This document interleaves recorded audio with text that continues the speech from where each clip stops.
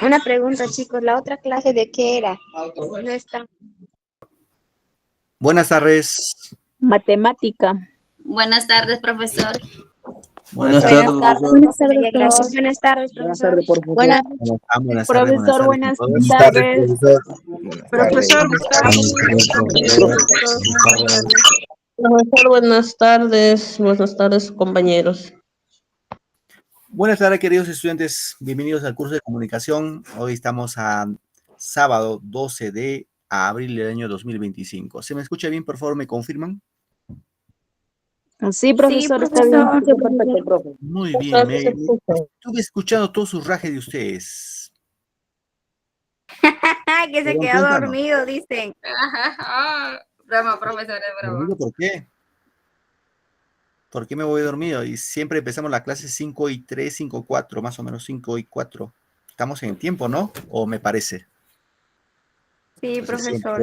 siempre estamos en el tiempo de cambiar las horas, ustedes cambian de aula, de grado, de curso, sí, y hay una tolerancia de espera, ¿estamos de acuerdo, queridos chicos? Entonces, Somos puntuales. siempre con el respeto, siempre entre estudiantes y docentes, respeto, sobre todo, ¿correcto? Yo le respeto a mis alumnos sobre todas las cosas, y como tal también pido respeto. Muy bien, queridos estudiantes, vamos a empezar nuestra sesión del día de hoy. Ya saben las reglas de juego. Tema 1, atención a la clase. Los tengo ahí bien apuntaditos a los que han estado platicando y les voy a ir preguntando. A ver, quiero como tal me respondan las clases. A las preguntas que vamos a desarrollar. Tema 2, tomar apuntes. Cuaderno, hoja. Sobre todo les pido cuaderno. Sobre todo cuaderno. Porque hojita le juegan a avioncito, etcétera, etcétera, y eso no es correcto, ¿no? Porque lo pierden. En un cuadro queda un registro, cualquier momento de acá a 1 año, 2 años, repasas y lo vas a encontrar. Y tema 3, participar en clase.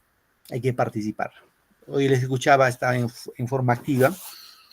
Así como tal, pues participamos en clase. Hay que participar. Y eso habla muy bien de ustedes, por lo que ustedes quieren aprender algo, ¿correcto? Muy bien, chicos. Dicho esto, vamos a empezar nuestra clase. Hoy ya vamos a hablar de un tema bastante interesante,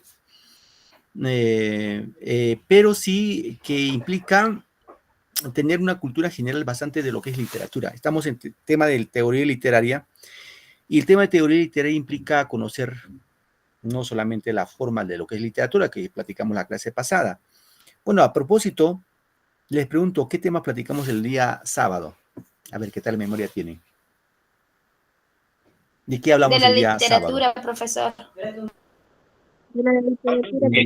Muy bien, hablamos de literatura.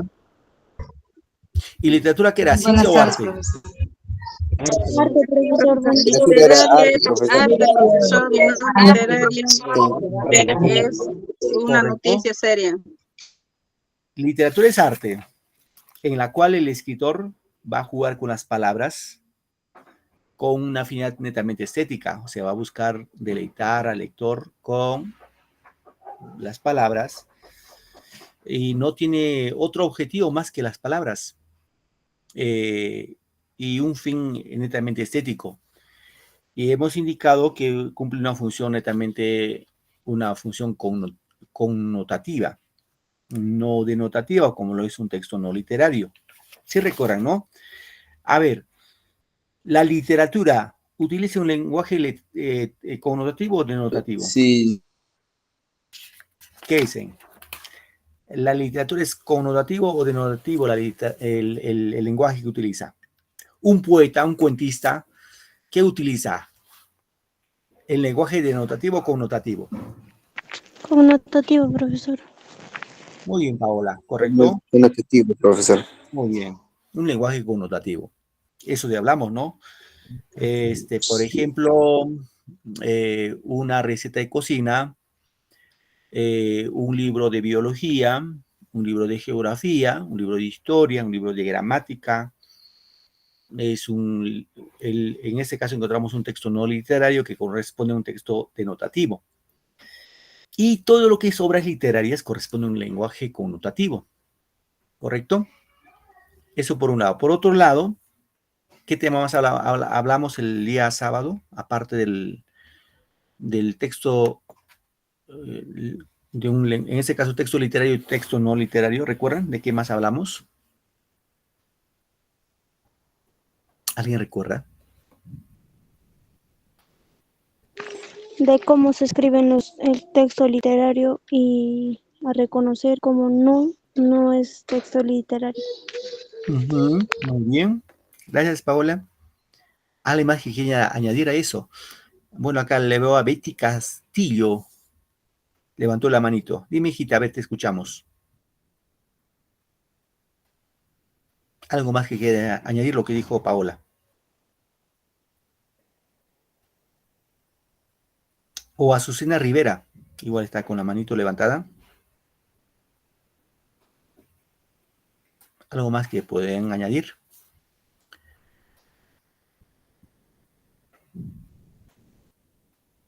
Bien, recuerdan de otro tema. Hablamos de que un escritor, cuando hablamos de un texto literario, utilizaba dos estilos en su texto literario. Lo que era, por ejemplo, un cuento, una novela, qué tipo de lenguaje utiliza en este caso, o de las formas de hacer literatura utiliza un escritor? ¿Prosa o verso? Profesor, la prosa y el verso. ¿Un cuento pertenece a prosa o verso? A prosa. Prosa. Claro, un cuento, novela, corresponde a lo que es prosa. ¿Y todo lo que es poesía corresponde a prosa o verso? Verso, profesor. Verso. Esa parte no hay que olvidarnos, ¿ah? No hay que olvidarnos. Muy bien, chicos. Verso. Verso. Muy bien, excelente. Muy bien.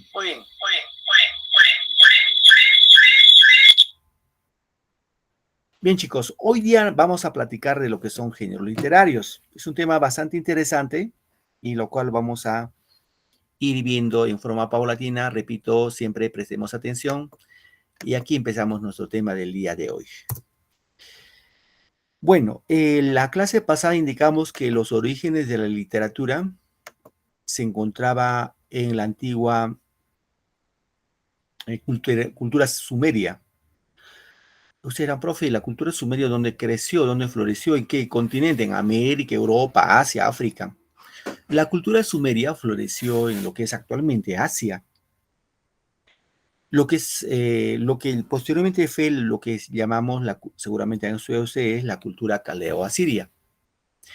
Y, profe, en la actualidad existe ese pueblo llamado caleo-asiria, no existe. Pero sí recordarán ustedes lo que llamamos ahora Irán. ¿Sí recuerdan de Irán, Irak? ¿Sí? ¿Les suena o no ese nombre? ¿O nunca he escuchado de Irán, Irak? ¿Les suena o no les suena, chicos? Es más, están en un conflicto.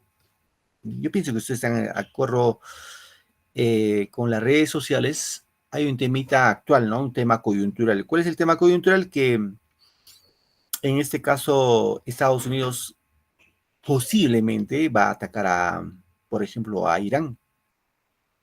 Posiblemente decimos porque el señor presidente actual en este caso de Estados Unidos, Donald Trump, ustedes ya saben, ¿no? Ese señor que subió los aranceles incluido al Perú al 10%, y otros países como Chile, todos los países, casi todos los países, incluso recuerdan ustedes seguramente, había ni siquiera país, era una isla, donde habían, ¿qué cosa? Delfines, habían osos polares que les impuso incluso el arancel al 10%, que hubo una situación así, una guerra económica, porque se llama así guerra económica, y pues, ¿qué pasó? Los países así como Rusia o China se han rebelado, ¿no? Y ahora lo único que le han puesto su arancel fíjense, más del 100% de aranceles a China. Y no sabemos a dónde vamos a llegar. Recuerden cuando alguien decía por ahí, en Estados Unidos, hay que apagar el micro. Alguien está con el micro prendido, por favor. Revisen su micro.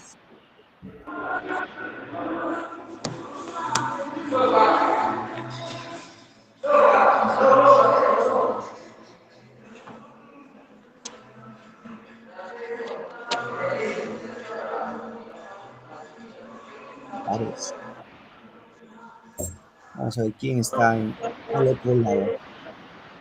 Siempre hay que cuidar el micro, chicos, ¿ya? Por favor, le voy a pedir eso sí. Cuidemos el micro. Porque si no se escucha todo. A ver, Elizabeth. Elizabeth Marlene.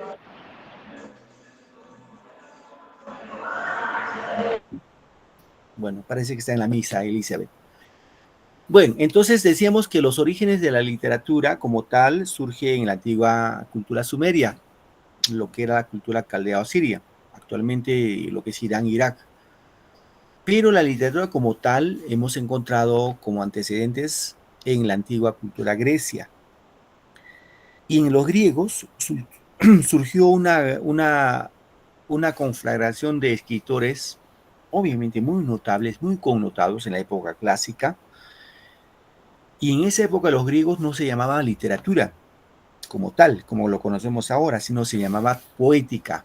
Ese nombre lo puso Aristóteles. Dirán, profe, ¿quién fue Aristóteles? Aristóteles fue un gran filósofo griego, contemporáneo con Sócrates, contemporáneo con Platón. Y Aristóteles, repito, puso el nombre a la literatura con el término de poética. Y la poética, o sea, en la época de los griegos se desarrollaron tres géneros literarios, uno que es la lírica, el género dramático y el género épico. Es decir, en la Grecia antigua ya se desarrollaban estos tres géneros, lírico, dramático y el género épico.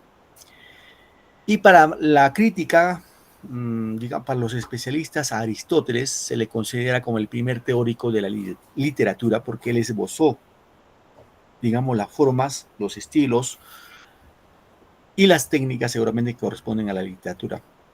¿Correcto? Bien, a través de la historia, chicos, queridos estudiantes, se han desarrollado distintos géneros literarios. Por ejemplo, vamos acá a ir mencionando el género lírico, el género épico, el género dramático, el género narrativo y por ahí falta acá mencionar el género expositivo. Son 5 géneros que se han desarrollado a través de la historia de la humanidad durante este espacio y en este caso, pues, en un determinado, cada uno de estos géneros tiene sus características muy comunes. No comparten las mismas características. Entonces podemos decir que los géneros literarios son un conjunto de categorías para poder clasificar los textos literarios que componen una literatura. Y por ende tenemos que clasificar, entender su estructura, también como su contenido, ¿correcto? Y hemos visto que en la época de los griegos se desarrolló el género épico, lírico en primer orden, el género épico y el género dramático. ¿Correcto, chicos? Por eso, buenas tardes, cultura de mora. Buenas tardes, hijo, no te preocupes, estamos a tiempo, empezando la clase. Muy bien, seguimos entonces. Vamos a empezar por el primer género, el género épico. Es el género más antiguo que tenemos sobre la faz de la Tierra. Hablamos de la cultura sumeria y hablamos de la obra de Gilgamesh. La obra de Gilgamesh, que es la obra más antigua sobre la faz de la Tierra, corresponde o le pertenece al género épico. Y ustedes dirán, profe, ¿qué es el género épico? Vamos acá. El género épico dice que es esencialmente narrativo, se va a narrar acontecimientos, hechos, que se suscitaron en un determinado espacio histórico, seguramente también geográfico, ¿no? Ahora, el género épico proviene de la palabra epos, hay que tener en cuenta esto, epos, que significa lo que se narra. ¿Correcto? ¿Qué más? Encontramos en el género épico, vamos a encontrar qué cosas, descripciones de lugares, objetos, retratos de personajes, etc. Ahora, el género épico tiene 3 especies. La primera que se llama una epopeya, la otra se llama el cantar de gesta y la otra lo que es el poema épico. ¿Correcto? Ahora, el género épico, repito, chicos, que es un género literario que engloba a 3 especies líricas. Por ejemplo, la epopeya, que es la epopeya, dirán ustedes, es un relato extenso creado en verso, está escrito en poema. Ahora, sus protagonistas, dice, en este caso, tienen características ejemplares y considerados modelos a seguir. Los personajes son guerreros heroicos, hombres virtuosos y con valores ideales por un pueblo o por una nación. Ahora, como ejemplo de la epopeya, en la literatura universal tenemos, por ejemplo, la obra La Ilíada, ¿no? Seguramente han escuchado ustedes por ahí, les suena ese nombre. Tanto la Ilíada y la Odisea. El autor de esta obra es el autor griego llamado Homero, ¿no? Tenemos otra obra llamada La Eneida. La Eneida, el autor es Virgilio, ya no es de los griegos, es romano, ¿no? Bien, tenemos luego el Cantar de Gesta. Ojo, el Cantar de Gesta va a narrar las historias, ¿no?, de un pueblo a través de un héroe, y son ejemplos modelos a seguir en este caso, ¿no? Ojo, ahora el Cantar de Gesta va a aparecer en la época medieval. Ya, chicos, eso es importante tener en cuenta. Vamos a ver, levantarse el punterito. Acá estamos.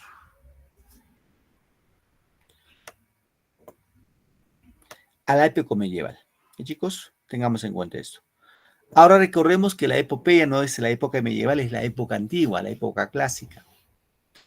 Ahora, el Cantar de Gesta, dice que son cantares anónimos, o sea, no se sabe quién escribió, y hechos por los juglares. ¿Y quiénes son los juglares? Los juglares, pues, sustancialmente son los poetas, ¿no? Los poetas del pueblo, que hacían pues poesía, iban de pueblo en pueblo cantares, haciendo cantares, así poemas de carácter heroico, pero a cambio de ello no cobraban nada. Simplemente pedían pues un poco de vino, un poco de comida, seguramente un poco de abrigo, ¿no? Esa era su característica. Como ejemplo tenemos acá el poema del Mío Cid, ¿no?, que se escribió en España. Es una obra bastante conocida, en la cual va a narrar, por ejemplo, las historias de los, en este caso, el logro de la independencia de los españoles del dominio, en este caso, de los musulmanes, de los árabes, ¿no? El Cantar de los Nibelungos, que es una obra de orden o de origen alemán. El Cantar de Roldán, o algunos van a encontrar como el Cantar de Rolando, en Francia, ¿no? El poema épico, en este caso, narra grandes hazañas escritas en octava real. El autor presenta de manera objetiva sucesos reales o ficticios que suceden en un escenario, ¿no? Ejemplo, la Araucana de Alonso Ercilla, la Cristiana de Diego de Ojeda. Ahora, de estas tres especies, chicos, queridos estudiantes, lo más importante son las epopeyas y los cantares de gesta. Y eso vamos a estudiar el día de hoy. Empezamos con la epopeya. ¿Qué es la epopeya? Básicamente su origen es etimológico, o en ese orden, ¿no? Epos significa discurso poético y poien significa crear. Es decir, la epopeya significa crear un discurso poético, ¿correcto? ¿Qué es la epopeya? Es un poema largo, describe acontecimientos históricos. Ojo, sobre todo acontecimientos históricos. Ejemplo, tenemos la epopeya de Gilgamesh, que hablábamos, ¿no?, de la antigua Sumeria. La Ilíada, del autor Homero. Tenemos a la Odisea de Homero. La Eneida de Virgilio, el poeta de Mantua, escritor romano. Batracomomaquia, del autor griego, también Homero. Entre otras obras más, obviamente, ¿no? A ver, queridos chicos, ustedes que están ávidos a participar en la clase, pregunto, este personaje que ven ustedes aquí en la imagen, este señor, ¿a quién les hace recordar?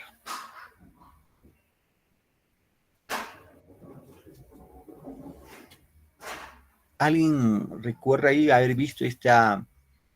Incluso lo han llevado al cine, ¿no? Me recuerda a la película Gladiadores, profesor. Gladiador, muy bien, Albert. ¿Qué dicen los demás? A ver, a Albert le suena el tema de la obra o la película Gladiador. A algunos de ustedes, ¿qué les parece esa imagen que ven ahí? Repito, se ha llevado al cine. Y estoy seguro que lo han visto alguna vez. Bueno, no lo sé si completo, pero es una obra literaria llevado al cine. ¿Alguien recuerda?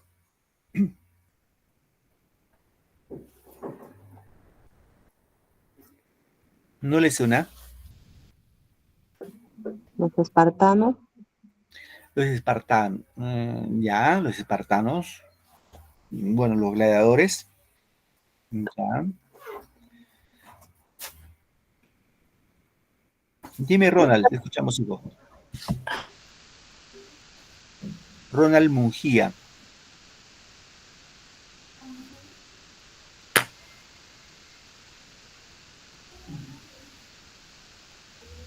Milagros Gala. Profesor, la película de Troya. Muy bien. Es la película de Troya. Correcto. Gracias, hija. Muy bien, Milagros. Esta obra corresponde, cierto, como referencia a la guerra de Troya. Recuerden ustedes la historia, ¿no? Entre Grecia y Troya. Por un lado los griegos y por otro lado los troyanos. Un poco para entender. Esta obra se refiere a la obra La Ilíada que vemos acá. ¿Sí? La Ilíada. Y la Ilíada trata de la guerra entre Grecia y Troya. Esta guerra duró ¿cuántos años? 10 años. 10 años. ¿Saben cuál fue la causa de la guerra? ¿Tienen idea por qué se pelearon los griegos y troyanos durante 10 años? ¿El motivo? ¿Alguien sabe?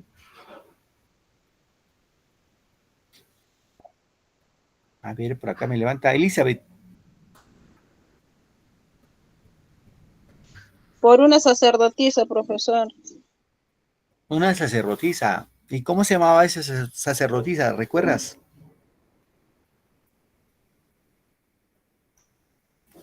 ¿Te suena o no? ¿Te olvidaste?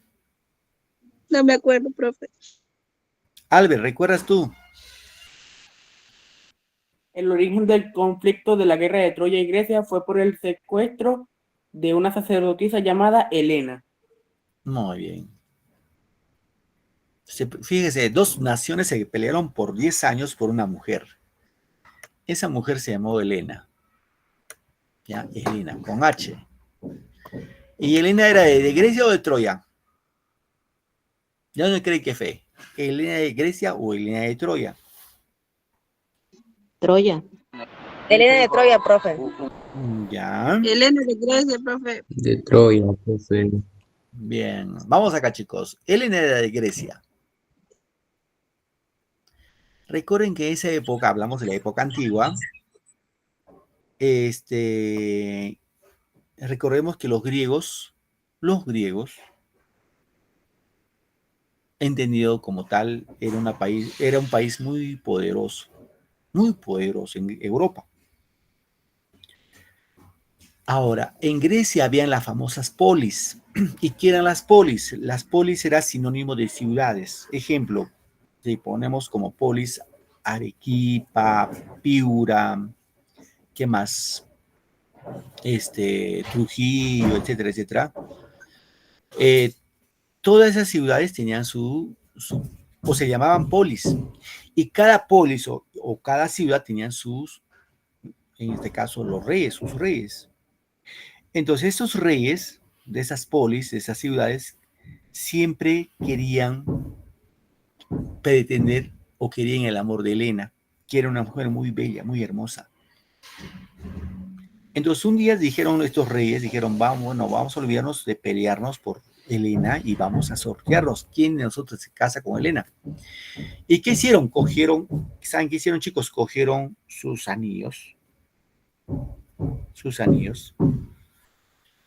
y tenían que ubicar en un cántaro. Y quien ubicó el preciso, en forma exacta, digamos así, fue un anciano de nombre Menelao.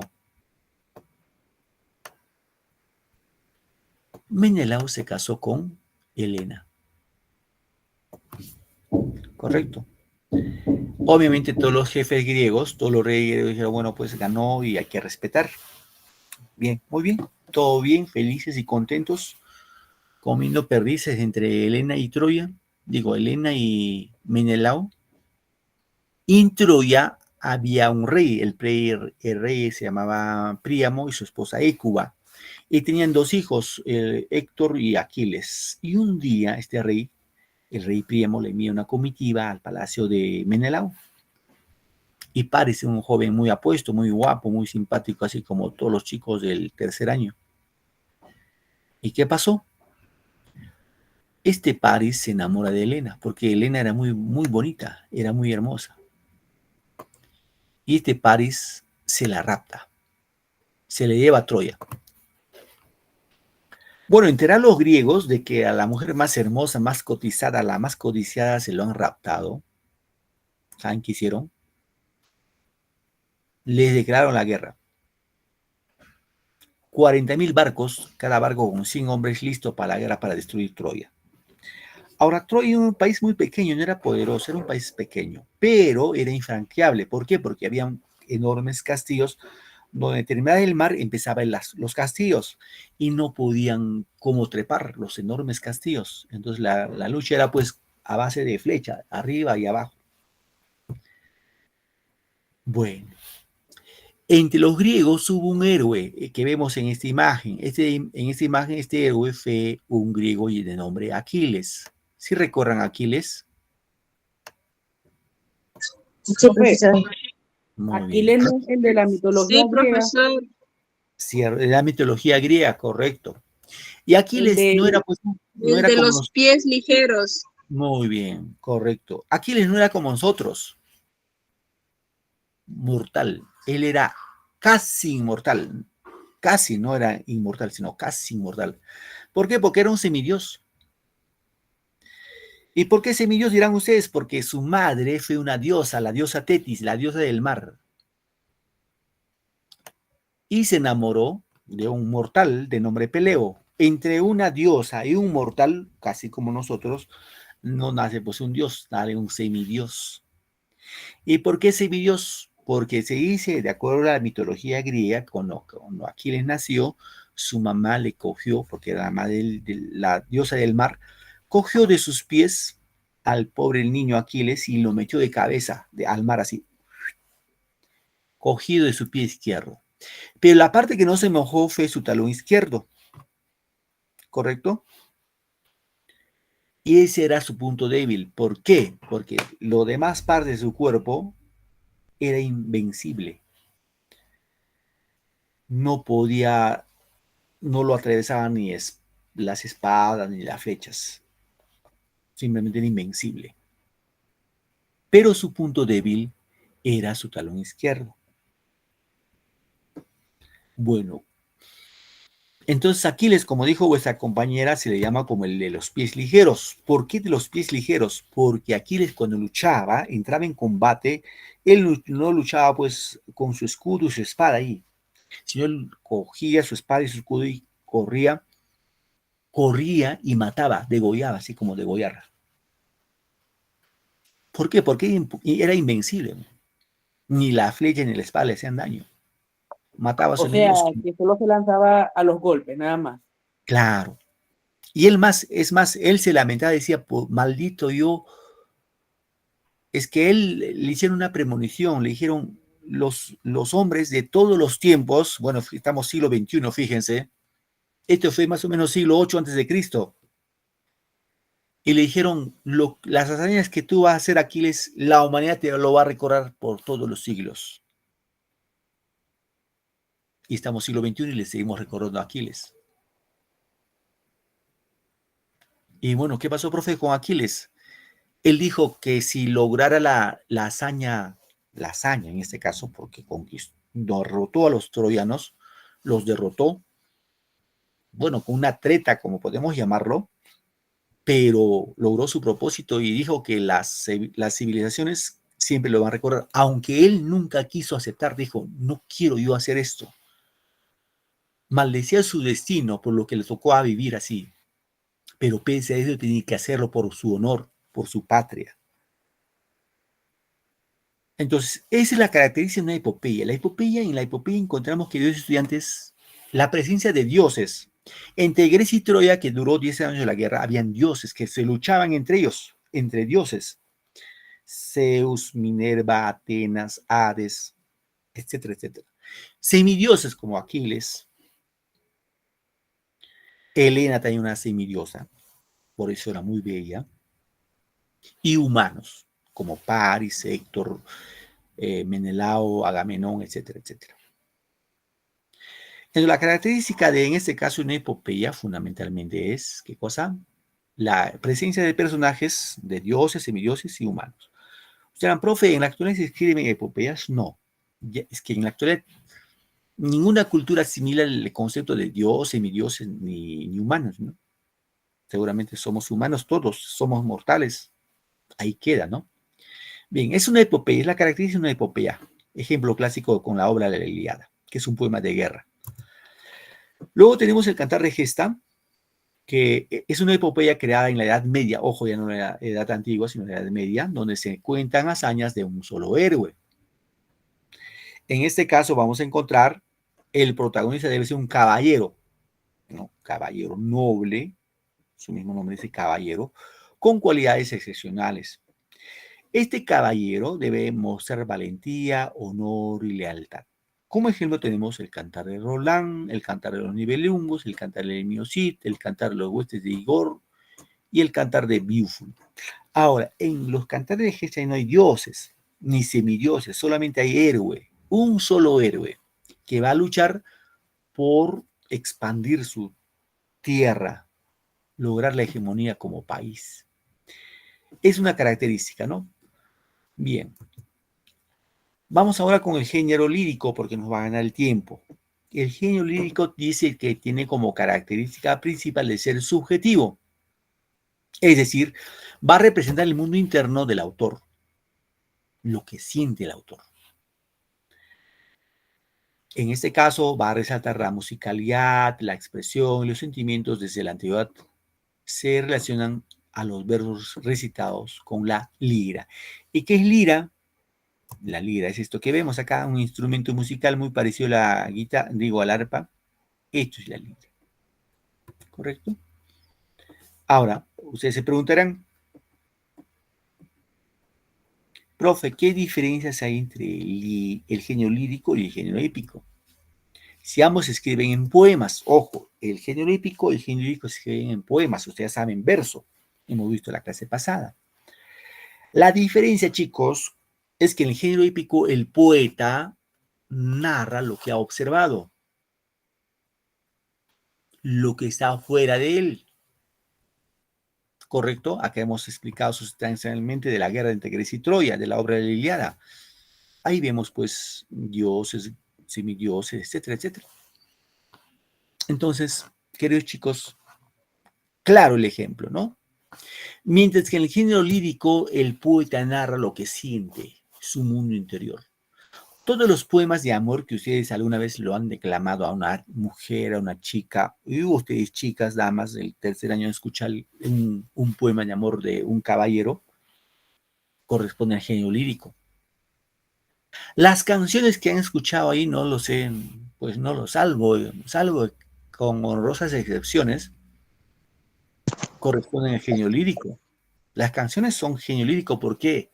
Porque expresan un sentimiento, ¿correcto? Es más aún, por ejemplo, yo pienso que todos escuchan música, ¿no? Canciones. Pienso, también yo lo escucho. Corresponde al género lírico. ¿Por qué? Porque uno expresa lo que siente. Es el sentimiento expresado a través del poema, a través del verso. Por ejemplo, cuando yo digo con un ejemplo, ¿no? Con candoroso embelezo, rebosando de alegría, me pides, morena mía, que te pida que es un beso. Y te pregunto, ¿por qué me pides eso? Junta tu boca a mi boca y sabrás lo que es un beso. Eso es lo que sale de mí. No por lo que he visto, sino lo que sale de mí. Eso es genio lírico, en la cual el poeta expresa lo que siente. ¿Sí, chicos? Entonces, reitero, la diferencia entre lo épico y lo lírico. En lo épico, el poeta escribe lo que está fuera de él, lo que observa, guerras, dioses, semidioses. Género lírico no, expresa el mundo interno del poeta, lo que siente. Ejemplo, égloga. Ojo, acá ya vamos con especies, ¿no? Égloga, que es un poema bucólico o campestre en la cual se va a idealizar el amor de los pastores y tratar temas netamente humanos. Eso es égloga. Madrigal, que es una composición poética de corte amoroso que expresa sentimientos delicados y muy breves. Elegía, que es un poema funesto, cuando dice funesto es de muerte, ¿no? De profunda tristeza por la muerte de un ser querido y hace referencia a la ilusión y al tiempo. La oda, que es otra especie lírica, que es una composición poética que exalta o alaba una cualidad o una persona. Los temas pueden ser religiosos, filosóficos, heroicos, amorosos. Y ojito, ojito, lo que están con su módulo, pregunta del módulo, epigrama. ¿Qué es epigrama, profe? Es una composición poética breve que con presión y agudeza, ¿no?, expresa un motivo por lo común de tipo festivo o de tipo satírico. Es decir, en el epigrama vamos a encontrar poemas líricas, pero que se burlan, satirizan, se ríen a través de, en este caso, de este vehículo expresivo que es la lírica. Aquí vemos como referencia el poema o los subgéneros del poema lírico, la oda, ¿no?, que es una composición poética de tono elevado, donde recogen una reflexión y tiene la finalidad de homenajear y exaltar a los dioses, atletas, guerreros y héroes. Las odas originales eran cantados con el acompañamiento de algún instrumento musical como la lira, que hemos visto, ¿no? De ahí viene el término lírica. Elegía, que es una composición poética relacionada con acontecimientos que provocan dolor y tristeza. Su origen es griego y en dicha cultura pues eran versos que representaban a cuestiones que afrontaban la problemática humana, sobre todo relacionada con la inflexibilidad de la muerte. Égloga, composición poética pastoril caracterizada por una idealización de la naturaleza y la vida en ambientes bucólicos y paradisíacos. En este caso se desarrolla mediante un monólogo. Cuando dice un monólogo es conversar con uno mismo, ¿no?, por parte de un pastor o más frecuentemente con un diálogo. Diálogo, diálogo, logo, conversación, conversación de dos, ¿no? Bien, pasamos al género narrativo. Bueno, ¿qué es el género narrativo? Ojo, y recuerden, acá ya no estamos en verso, estamos en prosa. Narración hecha en prosa, ¿correcto? Desarrolla un mundo objetivo. Lo que va a observar, seguramente también hay elementos subjetivos, imaginarios. Describe situaciones y personajes. Ejemplo, la novela, el cuento y la fábula, entre otros, ¿no? Por ejemplo, la novela es una narración extensa que presenta muchos personajes y desarrolla varios temas. Ejemplo, Los Miserables de Víctor Hugo, Don Quijote de la Mancha de Cervantes, etcétera, etcétera.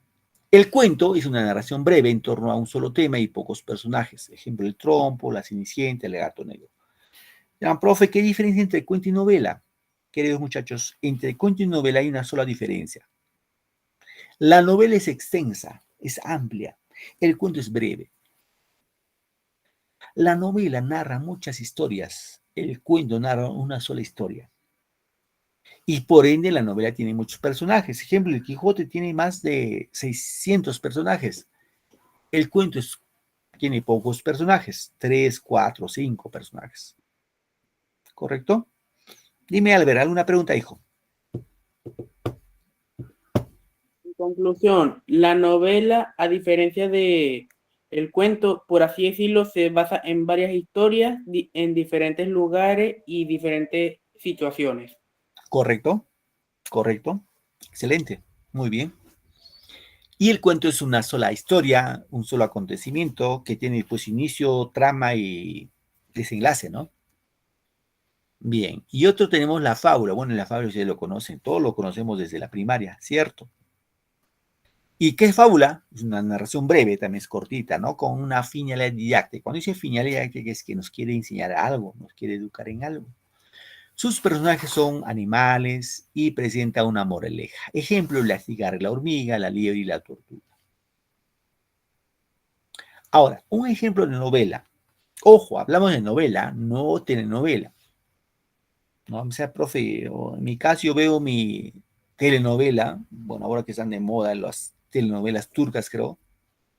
Eso no es literatura, es subliteratura, no es literatura. No confundamos. Novela es muy distinto porque es un texto literario y la telenovela es, pues nos presentan a nosotros como país subdesarrollado, nos ponen telenovelas, ¿para qué? Para entretenernos y ser un país consumista. ¿Correcto? A ver, un ejemplo de novela, vamos a poner una obra que no lo sé, por ahí quizás alguno de ustedes ha leído, que se llama una novela de nombre 100 años de soledad. ¿Han escuchado, no, chicos, esta obra, 100 años de soledad? ¿Alguien ha escuchado esta obra, esta novela? No, profesor. Muy bien. Dice que no lo escuchó. 100 años de soledad. ¿De quién es profe esta obra? Hola. Esta novela pertenece a un escritor colombiano, ojo, escritor colombiano ganador de un premio Nobel de nombre Gabriel García Márquez, el famoso Gabo. Esta es una historia para darnos cuenta de dos primos. Uno que se llama Úrsula Iguarán y su primo José Arcadio Buendía. José Arcadio Buendía. Estos dos primos se enamoran. Ojo, chicos, estamos en literatura, no estamos en psicología, nada, estamos en literatura. Literatura tiene que tener mente amplia. Bueno, mañana es domingo, si no, se van a confesar, no hay problema, pero literatura tiene que tener una mentalidad bien amplia. Tienes que saber de lo que es la A y llegar a la Z. Si tú vas a ver una obra literaria y vas a pensar de que hablan de todo, así de puritanismo, de santidad, de persecución, no hay. Entonces los primos se enamoran. Úrsula Iguarán y José Arcadio Buendía. Ahora, estos primos tenían dos temores. Primer temor, la crítica de su pueblo, ¿no? Porque nadie, pues, no creo que me digan ustedes, profe, en mi pueblo no, es bien visto que alguien se case con la prima o el primo. Bueno, la crítica, ¿no? Todos te apuntan con el dedo. Mire ese pata que ves ahí, se ha casado está con su prima. Era un motivo. Otro motivo era de que se creía en ese pueblo de que sus hijos, si se quedaba con la prima, sus hijos nacían con cola de cerdo. Bueno, ¿qué hicieron estos dos primos? Eso nunca, por nada, chicos, estamos en la imaginación. Se escapan, se van a la espesura de la selva, donde no había nadie. Ellos, así como Adán y Eva, solitos para el mundo. Y le van a poner el nombre de Macondo. Y en Macondo empiezan a vivir estos dos primos. Entre ellos había mucho respeto.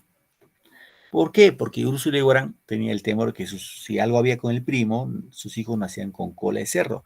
Así que pobre Úrsula Iguarán se envolvía todas las noches con su pantalón de castidad para que el primo no se atrevan a nada.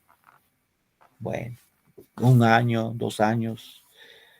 Y pasó un día lo siguiente, cuando José Arcadio salió de Macondo, lejos de Macondo, y se fue con su gallito de pelea a hacer pelearle su gallo a un lugar muy distante. En esa pelea de gallo, el gallo de José Arcadio sale victorioso. ¿Y qué pasó? Que en este caso el contrincante de José Arcadio, el perdedor que era el señor Aguilar, le dice, pues bueno, pues me ganaste la pelea de gallo, te felicito. Y pues, bueno, así como has ganado en la pelea de gallo, hazlo a tu mujer. Y José Arcadio dice, pues, ¿y cómo sabes si yo no tengo nada con mi mujer? Bueno, José Arcadio regresa de noche a Macondo y encuentra a su prima Úrsula Iguarán durmiendo, ya con su bien fajada, ¿no? Como siempre.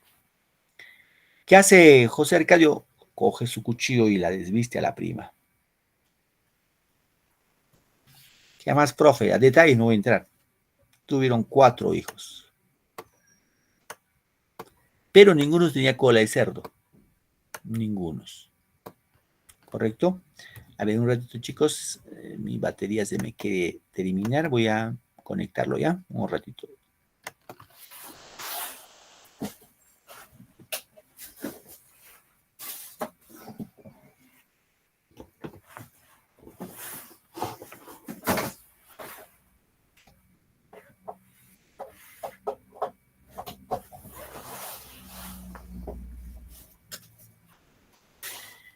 Bien, continuamos entonces.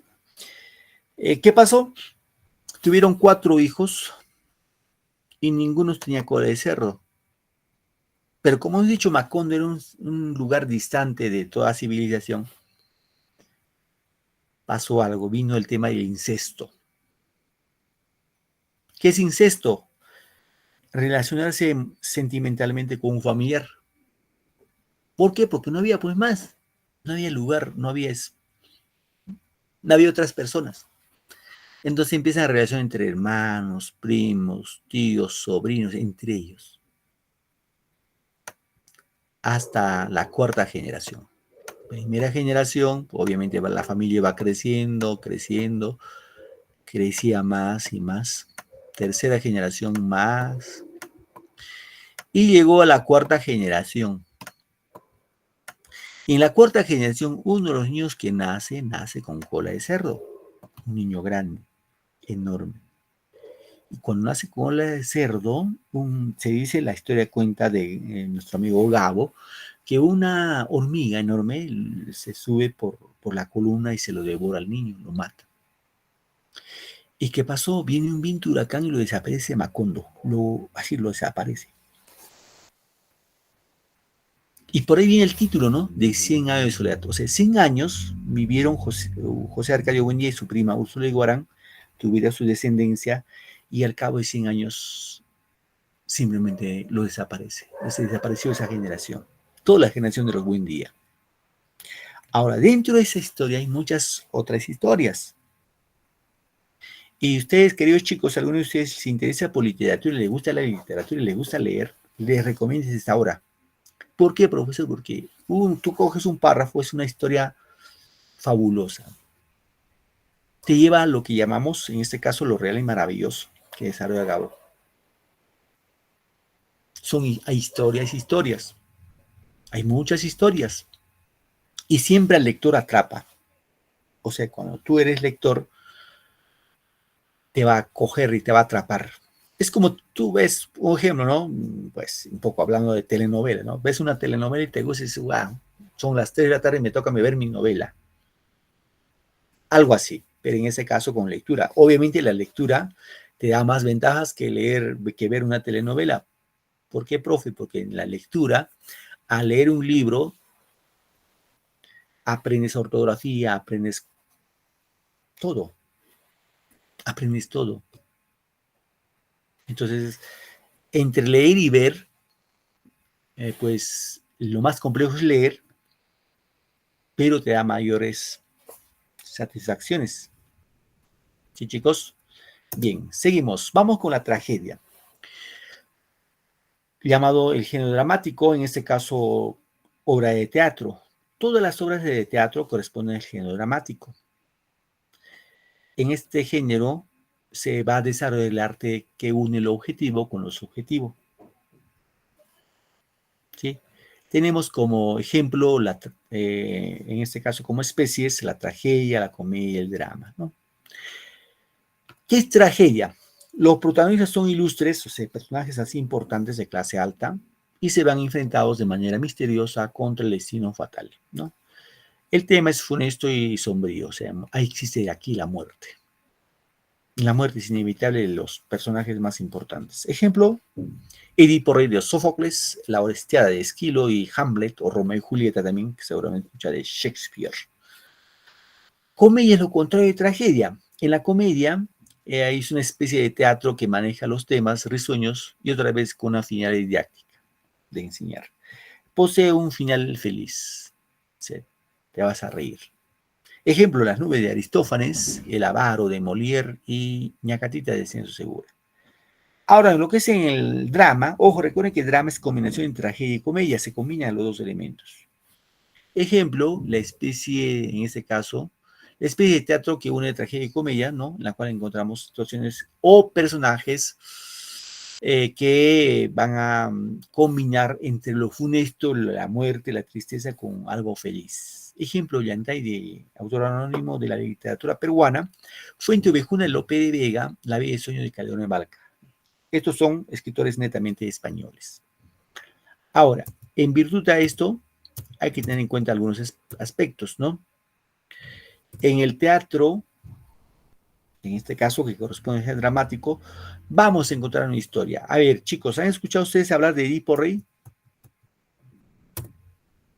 ¿Alguno de ustedes sabe algo de Edipo Rey?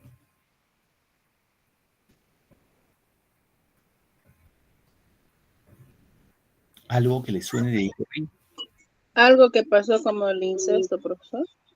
También, sí, hay ahí también incesto, ¿cierto? Muy bien, hay incesto también ahí. Ya, vamos ganando tiempo, chicos. En Edipo Rey, y también les recomiendo que lean esta obra, es chiquita, una obra muy pequeña. En Edipo Rey, vamos a encontrar la historia de dos reyes. Es de Yocasta, profesor. Ajá, muy bien. Que Edipo tiene Rey, un hijo. ajá. Yocasta, que es la reina de Tebas, y su esposo que se llamaba Layo. Layo y Yocasta eran esposos del rey, eran reyes de Tebas. Tebas era así, en Grecia, así como hemos dicho, polis, ciudad, una ciudad, y Yocasta y Layo eran pues reyes. Ahora, estos reyes, Layo y Yocasta, un día se les ocurre ir a un templo llamado el Templo de Delfos. En el Templo de Delfos le dicen tanto a Layo y a Yocasta que van a tener un hijo. Ahora, no solamente que van a tener un hijo, le dice a Layo, le dice, mira, vas a tener un hijo, pero ese hijo te va a matar. Y a Yocasta le dice, y se va a casar contigo. ¿Te imaginas si tú vas vamos a un chamán ya, vamos a poner así, un chamán, te dice, vas con tu esposo, con tu espeso, con tu espesa, bueno, no sé. El chamán te dice, vas a tener un hijo, ese hijo te va a matar y se va a casar contigo. Obviamente te dejaría pues atónito, ¿no? No creo que te sientas feliz. Bueno, el oráculo les dijo así. Pero el tema es que cuando Layo y Yocasta tuvieron su hijo, fue un varoncito, lo mandaron matar. ¿Para qué? Para que no se cumpla el oráculo. Pero al que le encomendaron, al que encargaron, a un siervo, se llevaba a ese niño nacidito, ni siquiera tenía nombre, y pues cuando estuvo a punto de matarlo, se compadeció del niño, le dijo, pues ¿cómo lo pude matar a este niño? Mejor lo regalo a alguien que anda por ahí. Y se lo regaló a unos caminantes de nombre Pólibo y Mérope. Estos eran caminantes. Y eran esposos y no tenían hijos. Pólibo y Mérope. El que ya se lo regaló a ellos. Y Pólibo y Mérope le pusieron el nombre de Edipo, que significa en etimología de los pies hinchados. Y si cuando ese siervo lo ató de pies y manos, le llevó al niño Edipo, bueno, todavía no se llamaba así, para matarlo, para sacrificarlo. Y cuando se lo regala a Pólibo y Mérope, dijeron, ahora qué nombre le ponemos, no sabemos cómo se llama. Y vieron que sus pies estaban hinchados porque iban atados. Dijeron, hay que poner el nombre de Edipo. Y le pusieron el nombre de Edipo. Edipo creció bajo el cuidado de Mérope y Pólibo y pensando que era era su verdadero padre, ¿no? Pues lamentablemente pasó algo. Y a Edipo joven, de 20 años más o menos, se le ocurre ir al templo de Delfos para averiguar su destino. Y en el templo dice que va a tener le dicen, mira, vas a matar a tu papá y te vas a casar con tu mamá, lo mismo. Entonces, ¿qué hace Edipo? Dice, entonces, para no casarme con mi papá no casarme con mi mamá y matar a mi papá, no vuelvo a mi tierra. Ya no regreso. Y Edipo se pone como así, como un trashumante, ¿no? Un hombre sin destino, caminante. Y en sus andanzas un día casi es atropellado por un carruaje. Y en este carruaje iban 3 personas, un anciano y 2 jóvenes. Se discuten primero y luego se agarran a golpes. Y Edipo mata a 2, a un anciano y el más joven. Solo logró sobrevivir uno. Y ustedes se imaginan quién era ese anciano. Ya me imagino que sí, quién era. Bueno, el tema es que cuando ese sobreviviente llegó a Delfos, digo a Tebas, dijo que le habían asaltado unos delincuentes. Bueno, en síntesis lo siguiente. Edipo llega a Tebas y en Tebas buscaban a la esposa de Yocasta. Pero casarse con Yocasta no era tan fácil. Tenían que responder el misterio de la esfinge. ¿Cuál era el misterio de la esfinge? A ver, chicos, pregunto. ¿Cuál es el animal que en la mañana camina con 4 patas, en mediodía con 2 y en la noche con 3? Repito, ¿ya? El que sabe, levante su manito. ¿Cuál es el animal que en la mañana camina con 4 patas, al mediodía con 2 y en la noche con 3? María me va a levantar la manito. Dime, María, tu respuesta, hija. El hombre, profesor, el ser humano. Tú eres Rivera Palacio, ¿cierto?